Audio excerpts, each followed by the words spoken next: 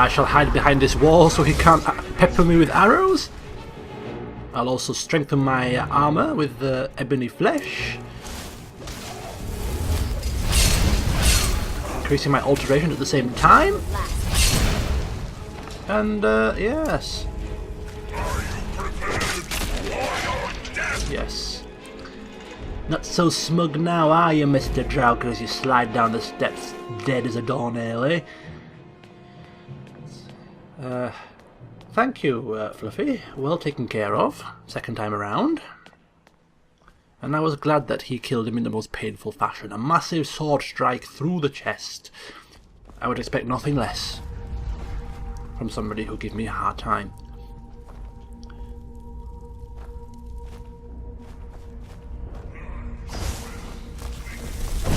Ah, spiders, eh?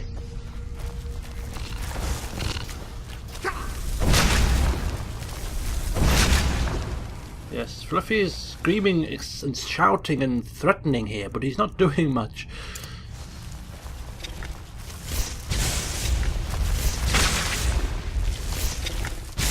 There we go. Let's take care of these little monsters with a bit of chain lightning. Take the opportunity of my companions being behind me for a change. And yes, we head back to loot and plunder from the web sacks, because spider eggs are quite a handy alchemical ingredient.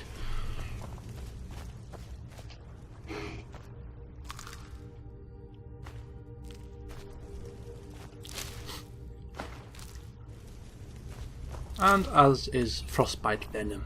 At least we can sell it for a decent profit, nothing major. We're not going to become millionaires from the sale of venom. But every little helps.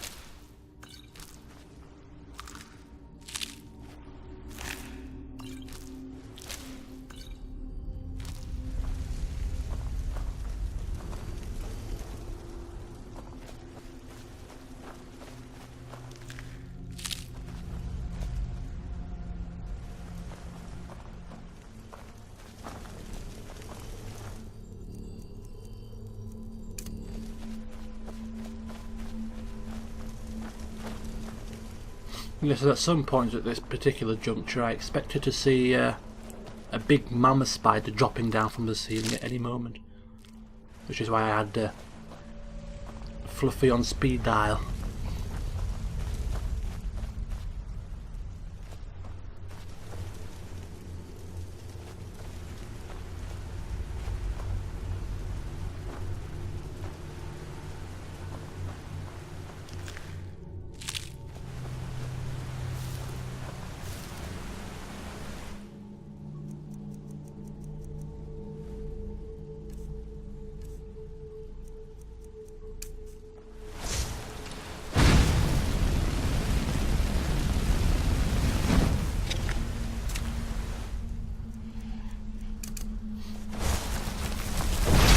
Oh, I love seeing them bounce. Oh, oh, okay, spiders dropping from the ceiling. Spiders the size of large lions. Quite a horrible sight, really. The legs all flailing about. Oh, just horrible creatures, aren't they? Oh, God. If there were spiders this big in real life, it would be... Oh, you must be shocked. I'd probably just die of shock if I come across one, to be honest with you. Die of shock, I tell you. Horrible things. Brillina seems to be stuck somewhere. Oh, there she is. Trying to hide from me.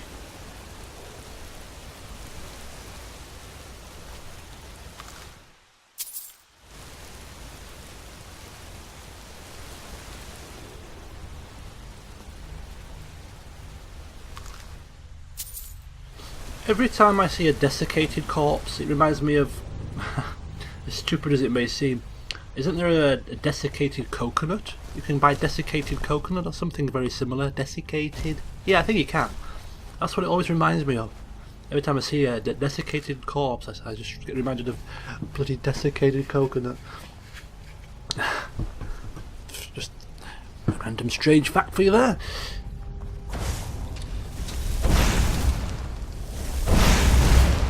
As we power blast our way through the webbing.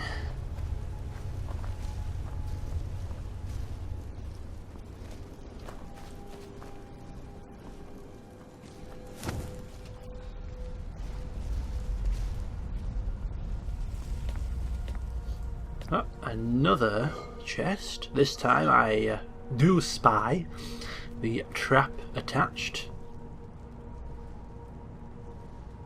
Cue tinkly music.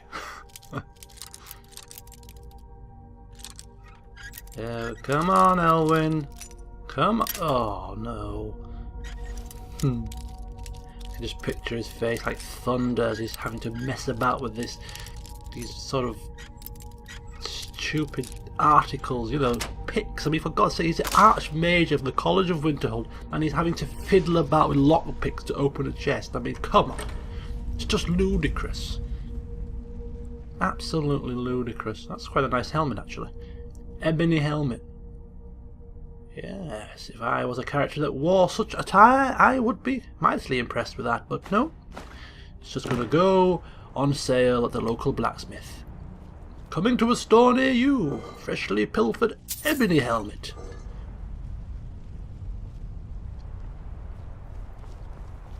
Put it on Skyrim's eBay. Start the bidding at 1 September. No reserve. And watch the bids flood in.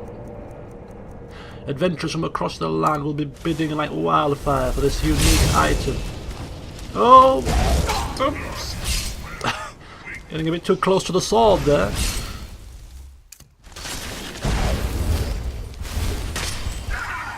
Oof!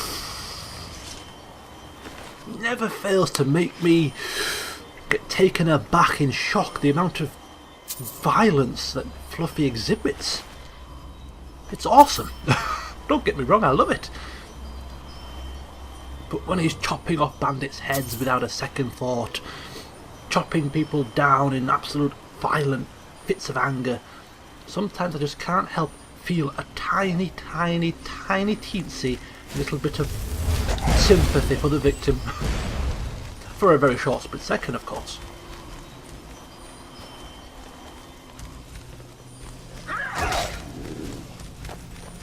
And here goes this game of cat and mouse. Come here, you bloody draugr. There you go.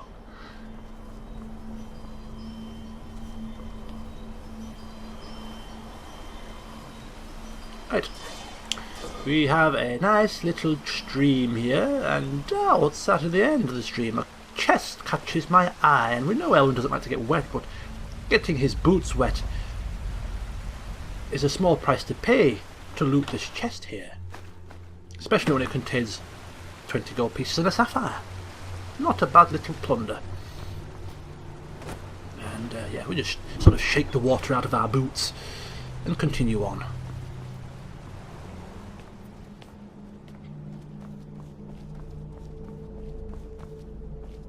Back to normality. Looting urns. Lovely. There's another urn on the right hand side, Elwynn. There's another urn on the right hand. Oh, okay, he didn't miss it. Just checking. Just checking. Okay. Oh, here's the Big Daddy himself. Right. Well, better take evasive act. Oh, he's here. Right, close and personal. Circle of protection. Oh, he shouted at me. Oh, run! Oh!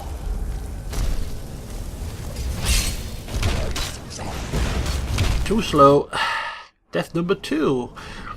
Not a good session. Right. So, like before, now we know what's coming, we can take a little bit of preparation time. Strengthen our defences. Summon forth a bit of help, maybe. Summon forth a bit of help, Elwynn, maybe. Oh no, I used the wrong armour. I used iron flesh when I should have used ebony. There he comes. And a circle of protection at the ready. Okay. Elwynn turning to his companions, probably giving them some sort of a speech a morale boost, and whoosh! He's too powerful for circular protection. Move before it hits me again. Move! Too powerful for circular protection? Ah.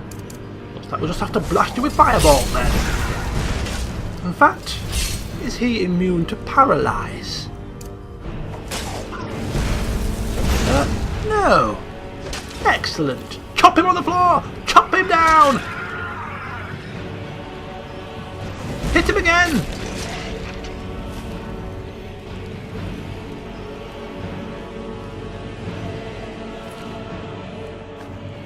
Ebony War Axe. I can't believe I passed up on that. That's actually probably a very lucrative item. Another one of my moments of madness. Never mind.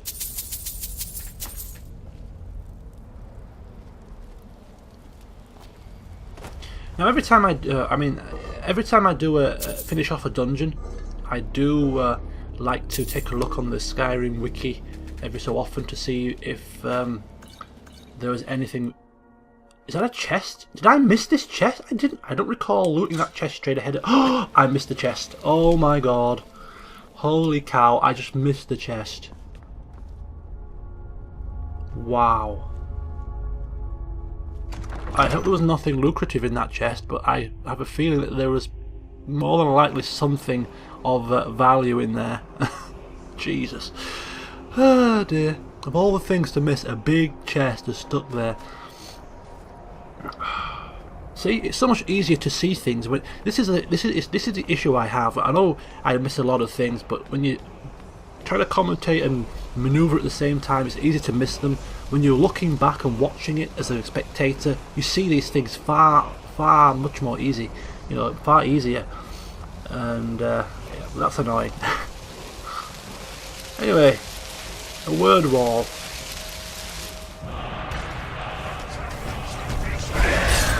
And a surprise guest.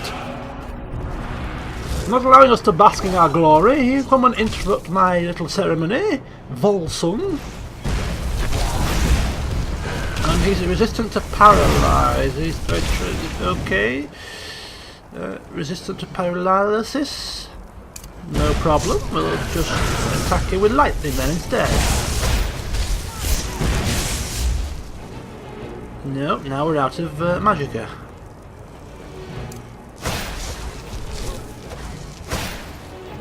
So we better pop a potion or two, aren't we?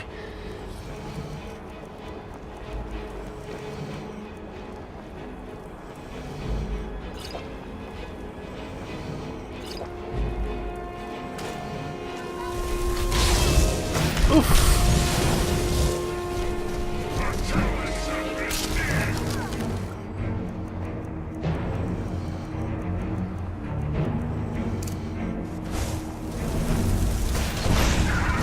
Oh, come on, let's put him down. He's had enough fun for one day. For one lifetime.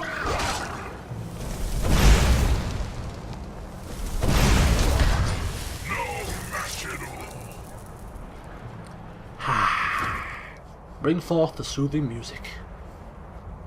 Oh, there we are. Right, yes, so as I was saying about missing items, what I tend to do is after I finish a dungeon, I do look on the wiki to see if there is anything of note that I might have missed. And I think on the wiki it said there was a couple of emeralds in this dungeon, and I, of course, as you have just witnessed, didn't pick up any emeralds. Now I'm wondering if those emeralds were perhaps in the chest, maybe. I don't know. But in the not too distant future, I cannot, you know, I'm going to have sleepless nights about this chest that I missed. Particularly since it was guarded by a Draugr Deathlord. It's not going to be a couple of gold coins and a flaming, dagger, is it? It's going to be something notable.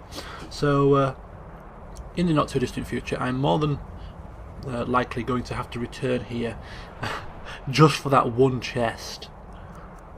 It's a bit of a schlep because that dungeon is pretty large, but it's going to have to be done.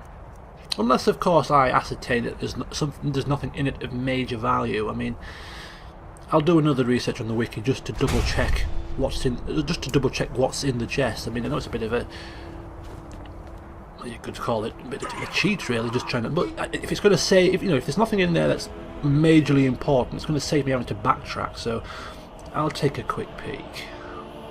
Anyway, we can't do anything about it now, so we're just admiring our shouts, list of shouts ever growing, and making our way back down the hill. If we could come up this way, it would be far quicker. In fact, I'm sure we could maybe do a bit of acrobatics to try and get up that hill, rather than having to go through the whole dungeon.